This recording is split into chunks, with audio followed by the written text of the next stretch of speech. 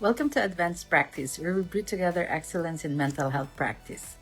In the previous episode, we explored lamotrigine and the growing recognition that bipolar disorder is not simply a condition of episodic mania, but a chronic illness involving depressive relapse, cognitive burden, sleep disruption, and long-term functional impairment.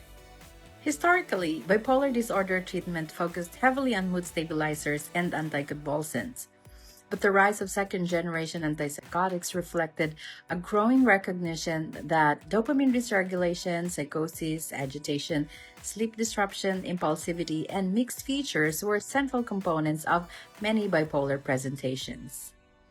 Originally developed and marketed primarily for schizophrenia, these medications quickly demonstrated strong effects in acute mania. For clinicians working in inpatient psychiatry, emergency settings, or acute stabilization units, the impact was impossible to ignore. Medications like olanzapine, quetiapine, risperidone, aripiprazole, ziprasidone, lurasidone, cariprazine, and lumateperone began entering bipolar treatment algorithms across multiple phases of illness. Olanzapine became known for robust anti-manic efficacy, often calming severe mania rapidly, though at the cost of a significant metabolic burden and weight gain.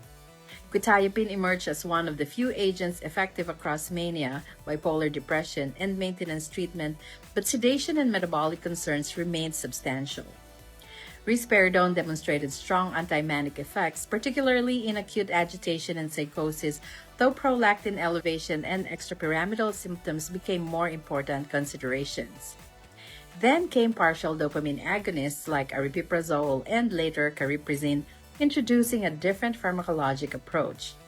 These medications attempted to stabilize dopamine signaling rather than simply block it entirely. Clinically, they often reduced sedation and metabolic burden compared with some earlier agents, though akathisia and subjective restlessness became common limitations. As bipolar treatment evolved further, newer agents increasingly targeted bipolar depression specifically. Lurasidone and cariprazine gained approval for bipolar depression, while lumateperone introduced another novel mechanism involving serotonergic, dopaminergic, and glutamatergic modulation. Let's come to dosing recommendations. Olanzapine is commonly initiated around 5 to 10 milligrams nightly for bipolar disorder, with acute mania often requiring 10 to 20 milligrams daily. Many patients achieve most anti-manic benefit between 10 and 15 milligrams per day, while higher doses tend to increase metabolic burden and sedation without substantial additional efficacy. Quetiapine dosing varies significantly depending on treatment goals. For bipolar depression, treatment often begins at 50 milligrams nightly and gradually increases toward 300 milligrams nightly. In acute mania, doses frequently range between 400 and 800 milligrams daily in divided or extended release formulations. Sedation and orthostatic hypotension are common during titration.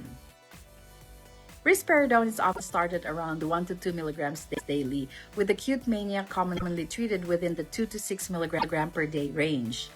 Symptom improvement tends to plateau around 4 to 6 milligrams daily, while higher doses substantially increase extrapyramidal symptoms and prolactin elevation risk.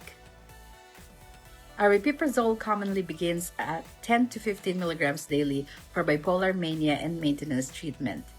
Many patients respond within the 10 to 20 milligram range, while doses above 30 milligrams rarely provide meaningful additional benefit and may increase akathisia and subjective restlessness.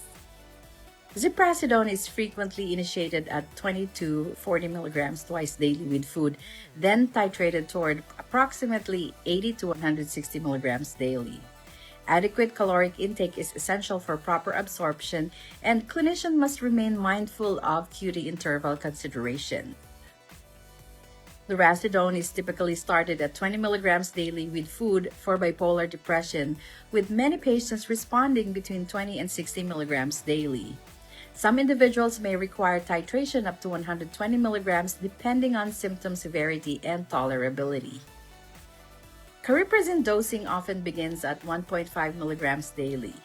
Bipolar mania commonly requires 3 to 6 milligrams daily, while bipolar depression is often treated within the 1.5 to 3 milligram range. Because of its long half-life and active metabolites, dose adjustments may take time to fully manifest clinically.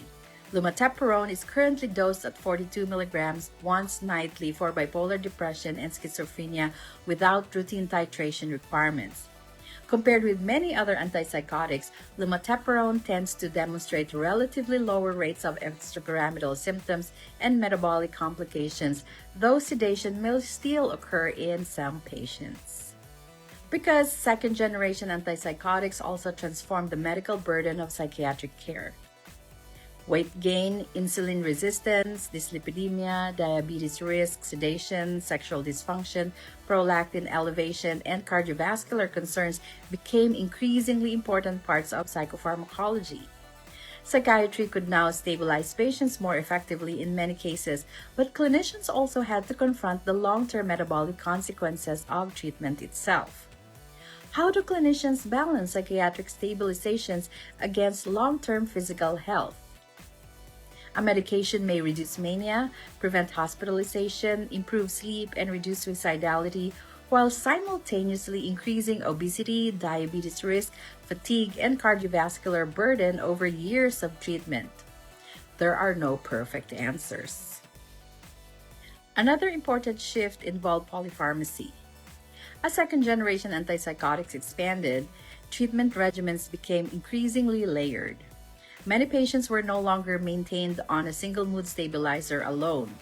Instead, combinations became common. Lithium plus quetiapine, valproate plus risperidone, lamotrigine plus lurasidone, or antipsychotics combined with antidepressants in carefully selected cases. And while polypharmacy sometimes improved symptom control, it also increased complexity, side effect burden, adherence challenges, and difficulty identifying which medication was actually helping. This remains one of the major and unresolved issues in bipolar treatment today. But modern bipolar treatment is no longer simply about suppressing symptoms quickly. Increasingly, it involves optimizing sleep, preserving cognition, minimizing medical harm, reducing relapse frequency, and helping patients sustain meaningful long-term functioning. That's it for today. Thank you for joining us on Advanced Practice. Follow us in the next episode of Bipolar Treatment. See you soon. Bye.